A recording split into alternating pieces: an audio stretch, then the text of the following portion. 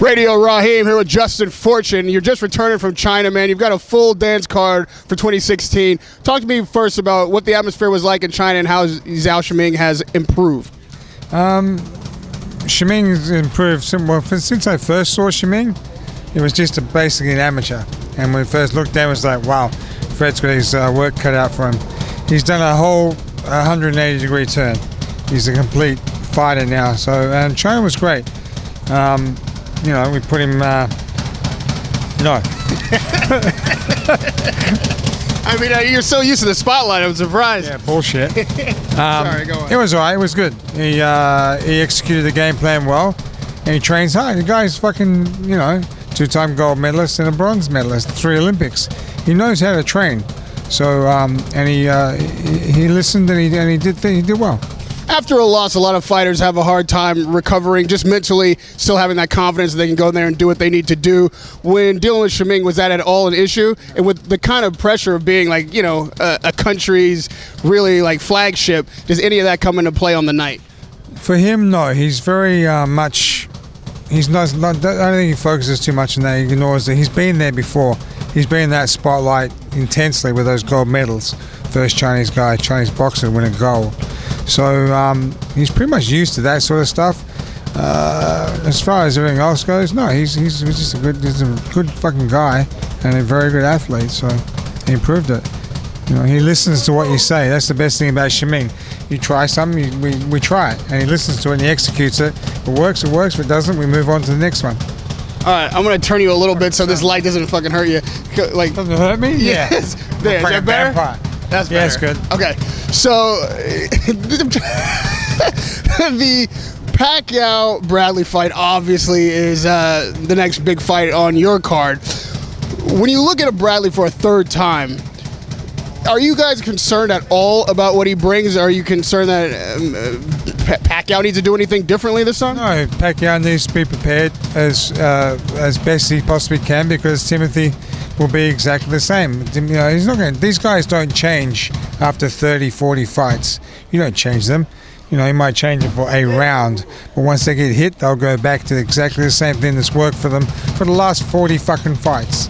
So regardless, that's just the way it is. And it happens to everybody, and everyone's the same. But Manny needs to be strong, and he needs to be fit, and he needs to be in shape, because Timothy's always comes to fight. You know, it's always a dangerous guy. You being the conditioning coach, the shoulder surgery and the rehab, all of that stuff, it kind of falls into your purview. Obviously, you weren't there because you're responsible for making sure that he's strong, making sure you are. So that kind of responsibility, how do you approach this camp? And do you feel like the starting point is important? Like, how is the camp going to be longer? Should it be shorter? How do you deal when you're coming off of surgery? Assess him. Well, after he did all his rehab. You know, there was all rumors, and the internet's just ridiculous. It's like the National Enquirer. It's a joke. Hate internet people, man. It's terrible. Fucking one stupid person starts a rumor and they all run with it.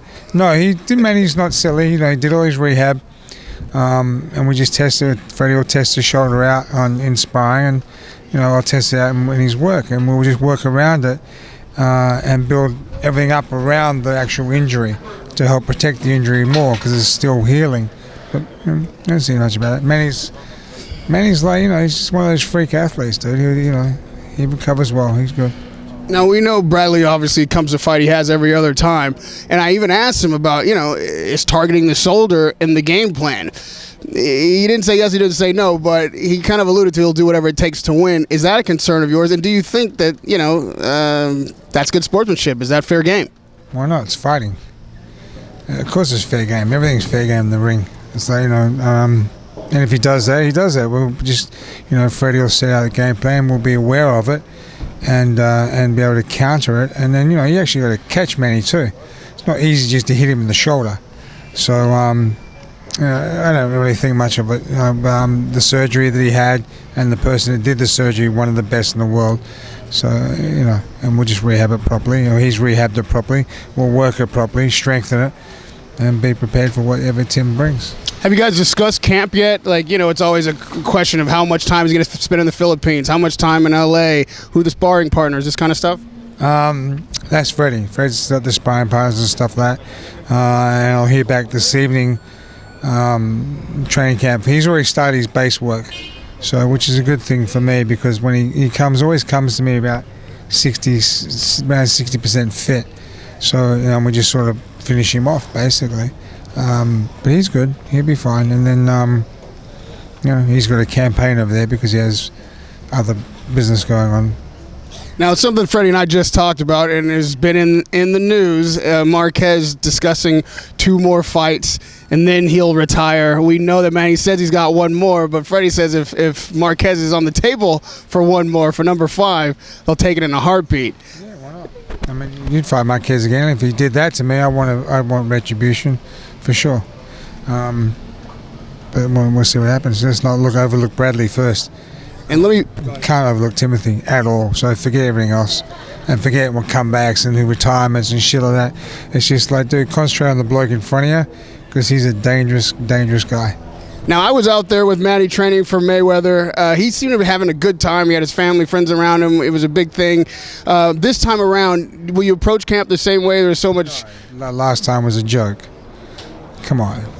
I mean, Manny's always had a lot of people around him, but last time, because you're fighting Floyd, it was the biggest monetary fight in history and all the bullshit and hype that went along with it. The fucking training camp was a fucking joke.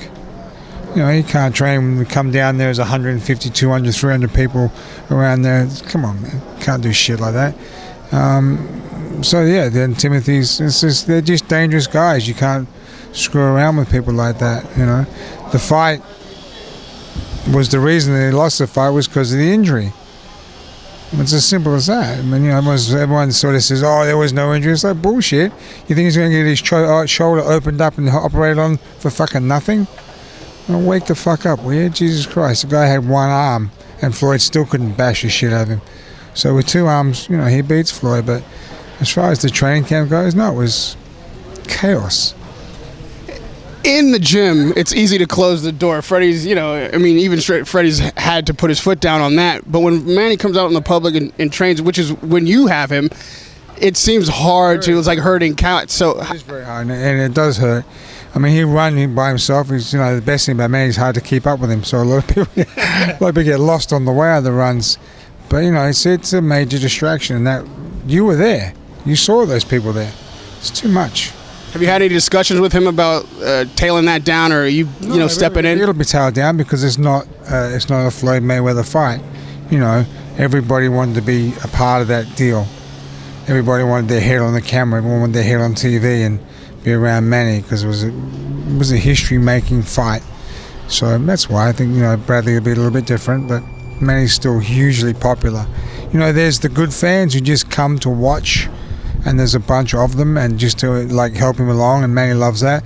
But then there's the fans that come to, and their distraction, their interference and stuff like that. Nothing against the guys that actually support and love Manny, and just want him to succeed. They're the best fans ever, because they're just there and they're massive, massive help.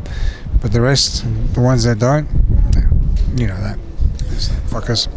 Let me pick your brain before I let you go about some other championship fights.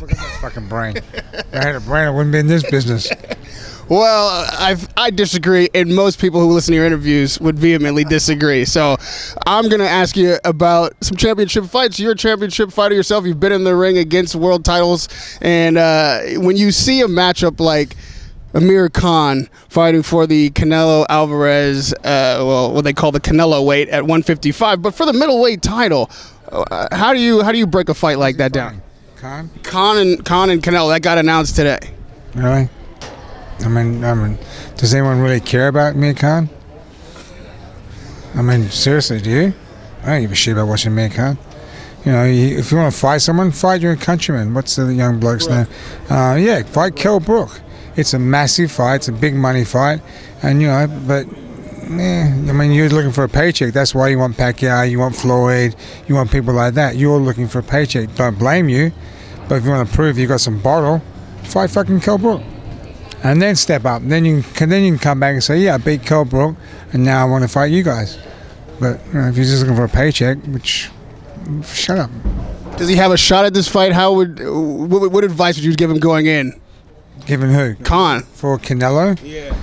You know, the American box, and he's fast and he's strong.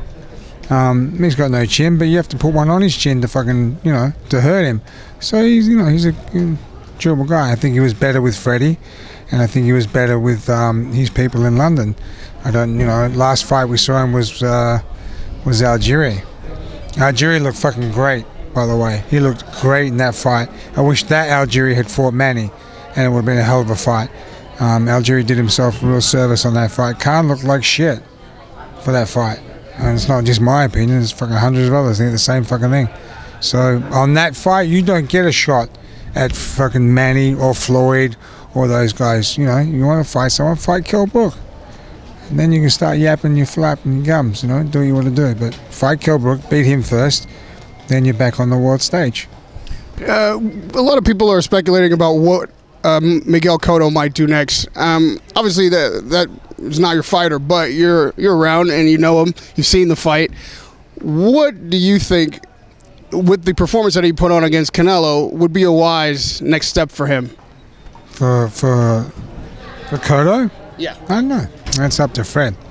Like Cotto's a good fighter. I mean, he always comes to fight. He's dangerous as shit. So that's up to Freddie and Miguel and the promoters and stuff to go where they want to go with Miguel. I don't know. I don't get involved. They're not my fighters, so I don't get involved in it. And lastly, for 2016, what is there a fight that you're looking forward to? Is there a matchup you want to see? I want to see Lebedev fight. I think he's fighting Martinez. Yeah, I mean, Dennis is a hell of a fighter. Trains like a demon. You know, he's a good fighter. He's still trying to get the Huck rematch, right? Is he or the ex trying to get the guy that fought knocked Marco Huck out? I mean, you know, whichever, all those guys. That cruiserweight division is pretty alive at the moment, and Dennis is the one I want to see fight and unify a couple of titles. So you think Lebedev in 2016 he's the breakout? I think, you know, I'd love him to fight over here. He's the guy to watch the fight because he's just a good fighter. You know, he's good, tough, and just an all-round tough guy. And he's a pleasure to watch. People like watching Dennis because he actually fucking fights. So. And as people can see, man, you're looking well every time I see you. You're, if not in good spirits, just because you're a mean dude. Not at all. I just don't like dickheads. It's not being mean. Oh, there you go. There you go. All right. So just for the fans, they love you. Just an update. Are you feeling well? Everything good? I'm good. I get just, you know, from each test, just keep testing it. Make sure this shit doesn't come back. That's all. And just sort of stay as clean as possible. You know. It's always a pleasure to talk to you, man. I appreciate your friendship and your interview. Let me get you out of this, son. Radio Raheem with Justin Fortune.